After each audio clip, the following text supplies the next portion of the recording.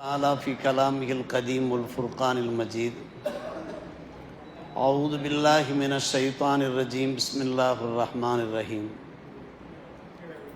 وقل لعبادي يقول التي هي أحسن إن الشيطان ينزغ بينهم وإن الشيطان كان للإنسان عدوا مبينا. آمنا بالله الله مولانا علي العظيم. اللهم صل على سيدنا محمد طب القلوب ودوائها وعافية الأبدان وشفائها ونور الأبصار وضيائها وعلى آله وصحبه وسلم. மேலான பெரியோர்களே, அல்லாஹ்வின் நல்லடியார்களே, நமது ஹாஃபிஸா அவர்கள் நேற்றைய தினம் ஓதி காண்பித்த ஒரு இறை வசனத்தில் அல்லாஹ் எடுத்துரைக்கிறான், நபியே, என்னுடைய அடியார்களை பார்த்து நீங்கள் சொல்லுங்கள், அவர்கள் பேசும்போது அழகிய வார்த்தைகளாக இனிய வார்த்தைகளாக பேசட்டும். நிச்சயமாக மனிதன் மக்களுக்கு மத்தியில் குழப்பத்தை விளைவிக்கக்கூடியவனாக இருக்கிறான்.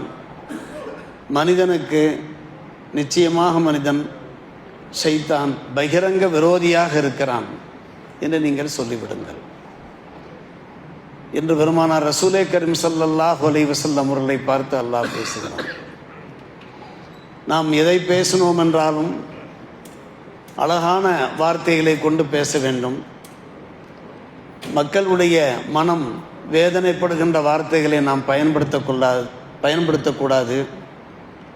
இனிய வார்த்தைகளால் பேச வேண்டும் என்பது இறைவனுடைய கட்டளையாக இருக்கிறது. ஒரு மூமினுடைய அடையாளம் அது.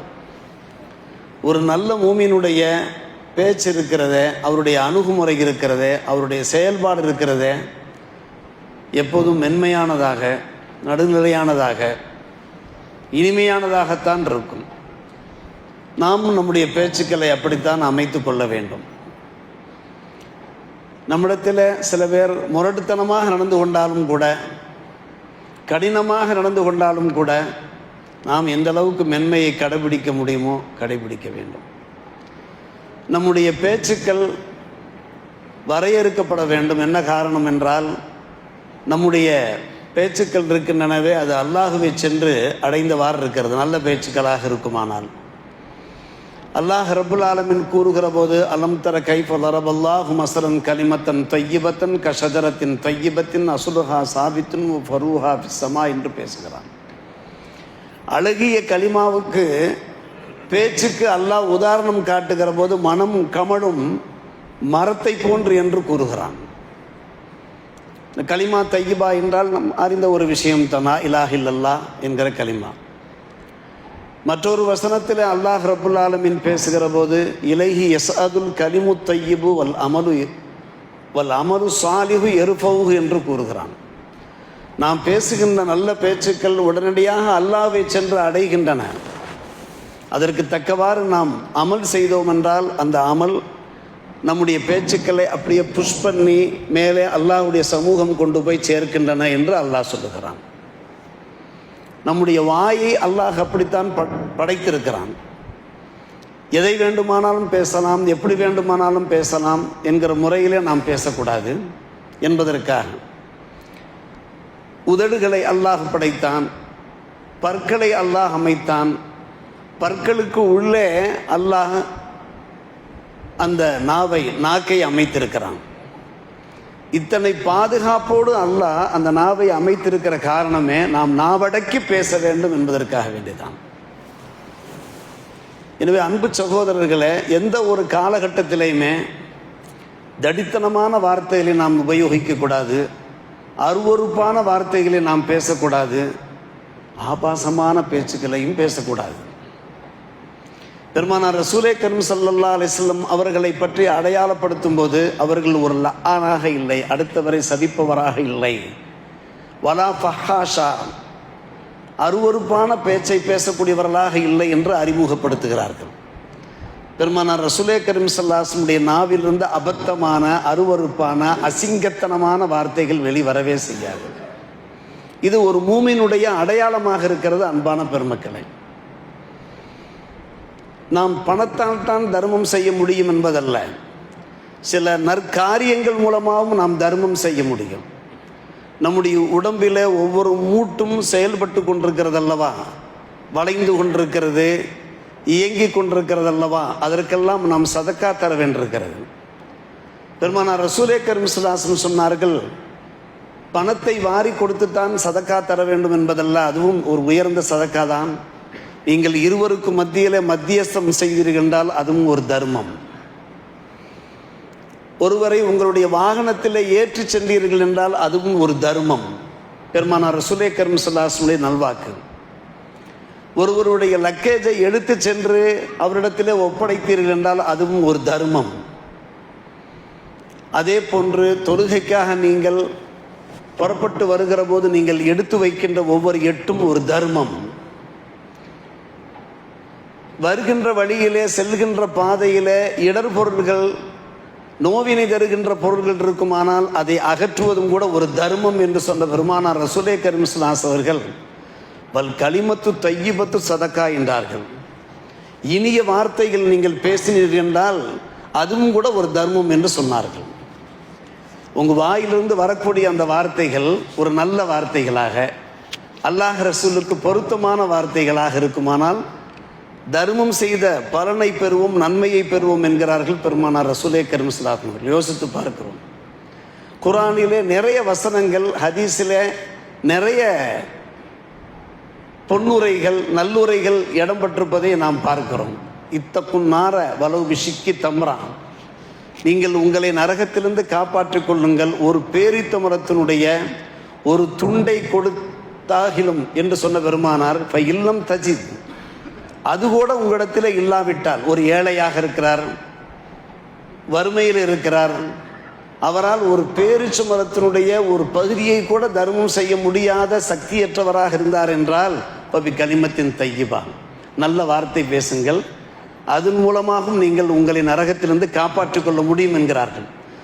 நரகத்திலிருந்து நம்மை காப்பாற்றிக் கொள்ள நாம் பேசுகின்ற பேச்சு இருக்கின்றனவே, அது நல்ல பேச்சுக்களாக இருந்தாலே போதுமானது. அதன் மூலமாகவே நாம் நரகத்திலிருந்து நம்மை காப்பாற்றிக் கொள்ள முடியும். இப்படி நிறைய விஷயம் ஹப்ஸா அவர்கள் நேற்று ஓதி காண்பித்தார்கள். ஃபலா தக்குல்லஹுமா உஃபியும் வலா தன்ஹருஹுமா வகுல்லஹுமா கவுலன் கரீமா. உங்களுடைய பெற்றோரிடத்தில் நீங்கள் பேசும்போதும் கூட கவுலன் கரீமா, சங்கையான முறையிலே பேசுங்கள், மரியாதையான முறையிலே பேசுங்கள். சில சமயங்களிலே அவர்கள் தங்களுடைய கவலைகளை வெளிப்படுத்துவார்கள், சங்கடங்களை வெளிப்படுத்துவார்கள், வேதனைகளை வெளிப்படுத்துவார்கள். நமக்கு அது சில சமயங்களில் அலர்ஜியாக இருக்கும். அந்த நேரத்திலும் கூட பொறுமை காக்க வேண்டும். கும்பகோணம் சென்றிருந்தேன். ஒரு தந்தையும் மகனையும் நான் பார்க்கிறேன். ஒவ்வொரு முறையும் அவர்கள் சந்திக்கிற போது மகன் என்ன செய்கிறார்? கைகளை முத்தமிடுகிறார். தந்தை என்ன செய்கிறார்? மகனுடைய நெற்றியை முத்தமிட்டு வாயோடு வாய் முத்தமிடுகிறார். என்னுடைய இந்த 63 ஆண்டு கால ஆயுளிலே இந்த காட்சியை நான் ஒரு குடும்பத்தில் மட்டும்தான் பார்த்தேன். ஒரு தந்தையும் மகனும் வாயோடு வாய் வைத்து முத்தமிடுவதை. அன்பு சகோதரர்களே, பெரியோர்களே, இது பாசத்தின் வெளிப்பாடு, அன்பின் வெளிப்பாடு. அப்படியானால் நாம் நம்முடைய பெற்றோரிடத்தில் பேசும்போதும் கூட எவ்வளவு கண்ணியமாக, இனிமையான முறையில், எல்லாவற்றுக்கும் மேலாக கூலுல் இன்னாசி ஹுஸ்னா, மக்களை பார்த்து நீங்கள் ஹுஸ்னான வார்த்தையை பேசுங்கள், அழகிய வார்த்தைகளை பேசுங்கள் என்று அல்லாஹ் ரப்புல் ஆலமீன் கூறுகிறான். இன்றைக்கு ஆபிஸா அவர்கள் அருமையான வசனம் ஓதி காண்பித்தார்கள். இது ஹபா இலா ஃபிரௌன இன்னஹு தகா ஃபகூலா லஹு கௌலன் லையினா. ஃபிரௌன் எவ்வளோ பெரிய கொடுங்கோலன், எவ்வளோ பெரிய மகா மட்டமானவன். அன்பான பெருமக்களே, அவனை பற்றி நாம் அதிகம் வர்ணிக்க வேண்டிய அவசியமில்லை, அனைவரும் அறிந்த ஒரு விஷயம்தான்.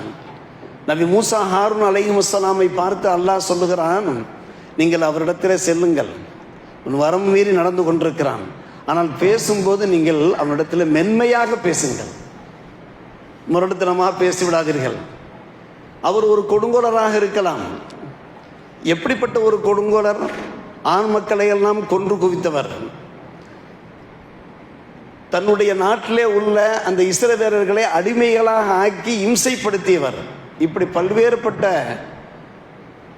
துன்பங்கள் துயரங்கள் தந்தவர். ஆனால் அவரிடத்திலே நீங்கள் பேசும்போதும் கூட நீங்கள் எப்படி பேசுங்கள்? நளினமாக இனிமையாக பேசுங்கள். அவர் நல்லுபதேசம் பெற வாய்ப்பு இருக்கிறது. நாம் செய்ய வேண்டிய அந்த கடமையை பணியை செய்ய அல்லஹு எத்ததக்கரு என்கிற அந்த வசனத்தை நாம் பார்க்கிறோம். அப்படியானால் நாம் பல பேரை சந்திக்கின்றோம். சில சமயம் சில பேர் நம்மிடத்தில் திமிருத்தனமாக நடந்து கொள்வார்கள், அடாவடித்தனமாக நடந்து கொள்வார்கள். ஃபிரௌனை விட மோசமானவர்களா? ஃபிரௌனை விட மோசமானவர்களா? நாம் நபி மூசா ஹாரூனை விட உயர்ந்தவர்களா? கேள்வி கேட்கிறேன் அன்பான பெருமக்களே. நாம் நபி மூசா ஹாரூனை விட உயர்ந்தவரா? நபி மூசா ஹாரூனை பார்த்து அல்லாஹ் சொல்லுகிறான், அந்த கொடுங்கோலர் ஃபிரௌனை பார்த்து நீங்கள் மென்மையாக பேசுங்கள் என்றால் நாம் யாரை சந்திக்கின்றோமோ அவர்கள் ஃபிரௌனை விட மோசமானவரும் கிடையாது, நாம் நபி மூசா ஹாரூனை விட உயர்ந்தவர்களும் கிடையாது. சற்று யோசித்து பார்க்கிறோம் அன்பான பெருமக்களே. அப்படியானால் நம்முடைய வாயிலிருந்து வரக்கூடிய வார்த்தைகள் இருக்கிறத நம்முடைய நாக்குக்கு அல்லாஹ் ஒரு சுவையை ஏற்படுத்தி தரான். ஹதீஸ் ஷரீஃபில் வருகிறது, நம்முடைய நாவிலே ஒரு இனிமை இருக்கிறது. அந்த இனிமையான வார்த்தைகளை பேசும்போது அதற்கு ஒரு தனி சிறப்பு இருக்கிறது. அன்றைக்கு நம்முடைய குடும்பத்தினரிடத்திலே நாம் தொழுகையை பற்றி ஏவ வேண்டும் என்று நாம் சொன்னோம் அல்லவா? இன்றைக்கு ஆபிசா ஓதிக்காம உமுர் அகலக்க பிஸ்ஸலா வஸ்தபிர் அலையா, உங்களுடைய குடும்பத்தினரில் நீங்கள் தொழும்படி சொல்லுங்கள். தொழமாட்டார்கள். சில சமயங்களில் காலையில் 7-8 மணிக்கு 9 மணிக்கு தான் எழுவார்கள். அதுவும் சனி ஞாயிறாக சொல்ல வேண்டிய அவசியம் இல்லை. காரணம் ஸ்கூல் லீவாக இருக்குது, எல்லாரும் சேர்ந்து மொத்தமாக தூங்குவாங்க. அதற்காக வேண்டி நீங்கள் கடினமான வார்த்தைகளை பேசப்படாதீங்க. வஸ்தபிரி அலையா, பொறுமையாக பேசுங்க, அமைதியாக பேசுங்க, நிதானமாக பேசுங்க. சொல்ல சொல்ல அவங்க கேட்டுக்கொள்ள வாய்ப்பு இருக்குது. கொஞ்சம் எந்திரிங்க, எந்திரிச்சு தொழுங்க, தொழுதுட்டு கொஞ்சம் அமல் செஞ்சுட்டு அப்புறமா கூட நீங்கள் தூங்குங்க என்று படிப்படியாக சொல்லி சொல்லி புரிய வைக்க வாய்ப்பு இருக்கிறது. பெருமானார் ரசூலே கரீம் ஸல்லல்லாஹு அலைஹி வஸல்லம் அணுகுமுறைகள் பூராம் அப்படித்தான் இருந்தது. நூற்றுக்கணக்கான வரலாறுகள் இருக்கின்றன. ஒரு கிராமவாசி அன்பான பெருமக்களே, அவர் பெருமானார் ரசூலே கரீம் ஸல்லல்லாஹு அலைஹி வஸல்லம் உதவி கேட்டு வருகிறார். உதவி செய்தார்கள். நபிகள் நாயகம் ஸல்லல்லாஹு அலைஹி வஸல்லம் இடத்தில் உதவி கேட்டு வரக்கூடியவர்கள் அவர்களிடத்தில் உதவி செய்கின்ற வாய்ப்பு அந்த நேரத்தில் இருக்குமானால் செய்யாமல் இருக்க மாட்டார்கள். தொழுகைக்கு நேரமாகிவிட்டது, கொஞ்சம் பாக்கி இருந்தது. தொழுகை முடித்ததற்கு பின்னால் பாக்கி உள்ள அந்த உதவிகளை செய்யலாம் என்று பெருமானார் ரசூலே கரீம் ஸல்லல்லாஹு அலைஹி வஸல்லம் தொழுகைக்கு தயாராகிவிட்டார்கள். மெஹ்ராபுக்கும் சென்று விட்டார்கள். ஆராபி பின்னால் வந்து பெருமானார் ரசூலே கரீம் ஸல்லல்லாஹு அலைஹி வஸல்லம் அவர்கள் அணிந்திருந்த அந்த கமீஸை பிடித்து இழுக்கிறார்கள். பாக்கி உதவியும் செய்துவிட்டு நீங்கள் தொழுகை நடத்துங்கள். அல் அதபுல் முஃபரத் என்கிற ஹதீஸ் கிதாபில் இந்த நிகழ்ச்சி பதிவாயிருக்கிறது. காரணம், நீங்கள் செய்ய வேண்டிய அந்த மிச்ச உதவிகளை நான் மறந்துவிட வாய்ப்பு இருக்கிறது. மறந்துவிட்டு நான் தொழுகை முடிந்ததற்கு பின்னாலே புறப்பட்டு போய்விட வாய்ப்பு இருக்கிறது. அதை செஞ்சுவிட்டு சதக்கத்தின் யசீரா அதை நீங்கள் கொடுத்துவிட்டு அப்புறமா நீங்கள் தொழுகை நடத்துங்க. தொழுகை நடத்த விடாமல் அவர் தடுக்கிறாரு. பெருமானார் ரசூலே கரீம் ஸல்லல்லாஹு அலைஹி வஸல்லம் அவர்கள் கொஞ்சம் கூட முகம் சுளிக்கவில்லை. உடனே என்ன செய்தார்கள்? அவருக்கு செய்ய வேண்டிய அடுத்தடுத்த உதவிகளை செய்துவிட்டு அந்த கிராமவாசி ஆராபிக்கு செய்துவிட்டு அப்புறமாக தொழுகை நடத்தினார்கள் என்று நாம் பார்க்கிறோம். என்றால் நபிகள் நாயகம் ஸல்லல்லாஹு அலைஹி வஸல்லம் வாழ்க்கை ஒவ்வொரு பகுதியும் இருக்கிறதே நமக்கு ஒரு சிறந்த முன்மாதிரியாக இருக்கிறது. சற்று யோசிக்க வேண்டும். நம்முடைய குடும்பத்தினிடத்திலையும் சரி, நம்மிடத்தில் திமிர்த்தனமாக நடந்து கொள்ளக்கூடியவரிடத்திலையும் சரி, எல்லோரிடத்திலையுமே எந்த அளவுக்கு நாம் மென்மையை கடைபிடிக்க முடியுமோ, நளினத்தை கடைபிடிக்க முடியுமோ, அதில் தான் நமக்கு வெற்றி இருக்கிறது. அதுதான் ஒரு மூமினுடைய அடையாளமாக இருக்கிறது. இதா ஹாத்தமுல் ஜாஹிலூன காலு சலாமா, சலாம் சொல்லிவிட்டு அகன்று விட வேண்டும். ஒரே ஒரு நிகழ்ச்சி அன்பான பெருமக்களே, அடிக்கடி உலமாக்கள் சொல்லுகின்ற ஒரு விஷயம். ஸைத் இப்னு ஸஅனா என்பவர் ஒரு யகூதி. அவர் பெருமானார் ரசூலே கரீம் ஸல்லல்லாஹு அலைஹி வஸல்லம் பேரிச்சம்பழங்களை கடனாக தந்திருக்கிறார். பலமுறை தாங்கள் கேள்விப்பட்டிருப்பீர்கள். குறிப்பிட்ட தவணை நிர்ணயிக்கப்பட்டது. தவணை முடிவதற்கு ஒரு நாட்கள் பாக்கி இருக்கின்றன. அவர் வந்து பெருமானார் ரசூலே கரீம் ஸல்லல்லாஹு அலைஹி வஸல்லம் ஒரு இடத்தினமாக கேட்கிறார். பேரிச்சம்பழங்களை என்னிடத்தில் கடனாக வாங்கியிருந்தீர்கள், திரும்ப அந்த கஜூர்களை எம்மிடத்தில் திரும்ப தர வேண்டும், உடனடியாக தாருங்கள் என்று துணியை பிடித்து இழுத்தவாறு கேட்கிறார். இன்னும் ஒரு நாட்கள் பாக்கி இருக்கின்றனவே, தவணை இன்னும் முடியவில்லையே, உங்களுக்கு இதே வேலையாக போச்சு. அப்துல் முத்தலிபுடைய குடும்பம் வாக்கு கொடுத்தா வாக்கு நிறைவேற்றவே மாட்டீங்க. மோசமான ஆளுங்க, மட்டமான ஆளுங்க. கடன்களை திருப்பி தர்ற ஒரு நல்ல குணமே உங்களுக்கு கிடையாது. ஒரு யகூதி இப்படியே ஏசுகிறார், பேசுகிறார், வாய்க்கு வந்த பிரகாரம் பேசுகிறார். நபிகள் நாயகம் ஸல்லல்லாஹு அலைஹி வஸல்லம் அமைதியாக இருந்தாங்க. உமர் ரலியல்லாஹு அவர்கள் இந்த எல்லா விஷயங்களையும் கேட்டாங்க. கேட்டுப்பட்டு அந்த யகூதியை பார்த்து சொன்னாங்க, என் பெருமானார் ரசூலே கரீம் ஸல்லல்லாஹு அலைஹி வஸல்லம் சமூகத்தில் வைத்து நீ இந்த மாதிரி பேசிட்டு இருக்கிற, நான் ஒரு ஒழுக்கத்தை கருதி அதப கருதி நான் அமைதியாக இருக்கிறேன், இல்லாட்டக்க என்னுடைய வாளால் உன்னுடைய தலையை சீவிடுவேன் என்று சொன்னபோது பெருமானார் ரசூலே கரீம் ஸல்லல்லாஹு அலைஹி வஸல்லம் அவர்கள் உமரை பார்த்து சொன்னார்கள், நீங்கள் இப்படி பேசக்கூடாது, நீங்கள் பேசுவது சரியல்ல. நீங்கள் என்ன பேச வேண்டும் தெரியுமா? என்னை பார்த்து நீங்கள் சொல்ல வேண்டும், நபியே நீங்கள் சீக்கிரமாக உங்களுடைய கடனை செலுத்துங்கள் என்று என்னை பார்த்து தர்கீப் செய்ய வேண்டும். அவரை பார்த்து சொல்ல வேண்டும், நீங்கள் கொஞ்சம் மென்மையாக நறுமையாக கேளுங்களேன், நீங்கள் கொஞ்சம் மெதுவாக அமைதியாக பொறுமையாக நீங்கள் உங்களுடைய கடனை திருப்பி கேளுங்களேன் என்றுதான் நீங்கள் சொல்ல வேண்டுமே தவிர, இப்படி தலையை வெட்டிப்பிடுவேன் கையால் சீவிப்பிடுவேன் என்றெல்லாம் பேசுவது சரியல்ல. இப்போ நீங்கள் என்ன பண்ணுறீங்க, எந்த அளவுக்கு அவர் கஜூர் வாங்கியிருந்தாரோ, பேரிச்சம்பழங்கள் வாங்கியிருந்தாரோ அந்த கடனை திருப்பி செலுத்துங்க. அந்த சக்தி அவரோட உமர் ரலியல்லாஹு இருந்துச்சு. கொஞ்சம் சேர்த்தே கொடுத்துருங்க என்று சொன்னாங்க. கொஞ்சம் சேர்த்தே கொடுத்துருங்கன்னு சொன்னாங்க. ஸைத் இப்னு ஸைனா உமர் ரலியல்லாஹு அவர்கள் என்ன செய்தார்கள், பெருமானார் ரசூலே கரீம் ஸல்லல்லாஹு அலைஹி வஸல்லம் அவர்கள் யகூதி இடத்துல எத்தனை மரக்கால் என்பார்கள் பேரிச்சம்பழங்கள் வாங்கினாங்களோ அதை கொடுத்ததோட கொஞ்சம் ஜியாதாவும் கொடுத்தாங்க. அந்த யகூதி கேட்டார், ஏன் நீங்கள் கூடுதலாக தர்றீங்கன்னு கேட்டார். பெருமானார் ரசூலே கரீம் உத்தரவு பிறப்பிச்சுக்கிறாங்க, கொஞ்சம் நான் கொஞ்சம் உன்கிட்ட கூடுதலாக பேசிவிட்டேன், கொஞ்சம் அதிகப்படியாக பேசிவிட்டேன், அதிகப்படியாக பேசியதற்காக வேண்டி கொஞ்சம் கூடுதலாக தந்து உண்மை சமாதானப்படுத்தும்படி சொல்லிட்டாங்க பெருமானார். அந்த யகூதி கேட்குறாரு உமரை பார்த்து, என்னை நல்லா கவனிச்சு பாருங்க, நான் யாருன்னு தெரியுதான்னு சொல்லுங்க. அப்புறமா தான் உமர் கவனிச்சு பார்க்குறாங்க, ஸைத் இப்னு ஸைனா, நீ யகூதிகள் தலைவராயிட்டு ஒரு மத குருவாயிட்டேன். ஆம், நான் மத குரு தான். பெருமானார் ரசூலே கரீம் ஸல்லல்லாஹு அலைஹி வஸல்லம் அவர்களுடைய குணாதிசயங்கள் அஹ்லாக் நிஷானியா என்பார்கள் உருதுவியில. அவருடைய நிஷானி என்னவெல்லாம் என்பதை நான் தௌராத்திலே பார்த்திருக்கிறேன். அவர்கள் அழகிய இனிய குணம் படைத்தவர்கள், அவர்கள் ஒரு உம்மி நபியாக இருப்பார்கள், இப்படியெல்லாம் நிறைய அடையாளங்கள் அலாமாத்துகள் இருக்குன்னு நான் பார்த்துருக்கிறேன். எல்லாவற்றையும் நான் அத்தனை குணங்களையும் நான் பெருமானாரிடத்தில் பரீட்சித்து பார்த்தபோது, இம்தியான் செய்து பார்த்தபோது எல்லா அகலாக்கும் இருக்கிறது. ஆனால் ஒரே ஒரு விஷயத்தை மட்டும் நான் சோதிக்க விரும்பினேன். முகமது நபியை பற்றி தௌராத்தில் என்ன கூறப்பட்டிருக்கிறது என்றால், ஒருவர் ஜஹலோடு மடத்தனத்தோடு அறியாத்தனத்தோடு நடந்து கொண்டால் அவர் அறிவுபூர்வமாக செயல்படுவார், ஜஹலோடு நடந்து கொண்டால் அவர் ஹில்மோடு நடந்து கொள்வார். முட்டாள்தனமாக ஒருவர் முகமது நபியிடத்திலே நடந்து கொண்டாலும் கூட அவர் முட்டாள்தனமாக நடக்க மாட்டார். அந்த நேரத்திலும் கூட ஹில்மு என்றால் அறிவுபூர்வமாக அமைதியாக பொறுமையாக நடந்து கொள்வார் என்று ஒரு அடையாளம் இருக்கிறது. அந்த அடையாளத்தை நான் பரிசோதிப்பதற்காக தான் நான் சீண்டி பார்த்தேன். முகமது நபியை நான் சீண்டி பார்த்தேன், நான் மேலும் மேலும் சீண்டினேன். அந்த அடையாளத்தை நான் தெரிந்து கொண்டேன். ஆம், அவரிடத்தில் ஹில்ம் இருக்கிறது, நம்மிடத்திலும் அந்த ஹில்ம் இருக்க வேண்டும். அப்போதான் நாம் பொறுப்புதாரிகளாக இருக்க முடியும். நம்மை சீண்டுவார்கள் சில சமயங்களில். சீண்டுகிற போது நாம் பொறுமை காத்தோம் என்று வைத்துக் கொள்ளுங்கள், அமைதியாக பதில் சொல்றோம் என்று வைத்துக் கொள்ளுங்கள். கொஞ்சம் நாம் எல்லோருமே, நாம் உட்பட எல்லோருமே யோசிக்க வேண்டும். பின்பு யார் நம்மை சீண்டினார்களோ, நம்மிடத்தில் ஏடாகூடமாக முரட்டுத்தனமாக நடந்தார்களோ, அவர்கள் பின்னால் யோசித்து பார்ப்பது, இவ்வளவு தூரம் நாம் பேசினோம், இவர் இவ்வளவு அமைதியாக நம்மிடத்தில் பதில் சொல்லி கொண்டிருந்தாரே, நடந்து கொண்டாரே என்று அவருக்கே ஒரு வெட்கம் உண்டாகிவிடும், ஒரு நாணம் உண்டாகிவிடும். எனவே அந்த அடையாளத்தை நான் தெரிந்து கொண்டேன் என்று சொன்ன யகூதி அந்த நிமிஷத்தில் இஸ்லாத்தை ஏற்கிறார். பெருமானார் ரசூலே கரீம் ஸல்லல்லாஹு அலைஹி வஸல்லம் சமூகத்தில் இஸ்லாத்தை கலிமா ஷஹாதா சொல்லி இஸ்லாத்தை ஏற்பதோடு அங்கே வாக்களிக்கிற நடந்த சம்பவம். அன்பான பெருமக்களே, இஸ்லாம் இப்படித்தான் பரவி இருக்கிறது, அஹ்லாக் மூலமாக பரவி இருக்கிறது. நான் மிகப்பெரிய செல்வந்தன், என்னுடைய செல்வத்திலே பாதி செல்வத்தை இந்த உம்மத்தை இஸ்லாமியாவுக்காக நான் தானம் செய்கிறேன் என்று அவர் தர்மமும் செய்து அவர் முஸ்லீமாக ஆகிவிடுகிறார்.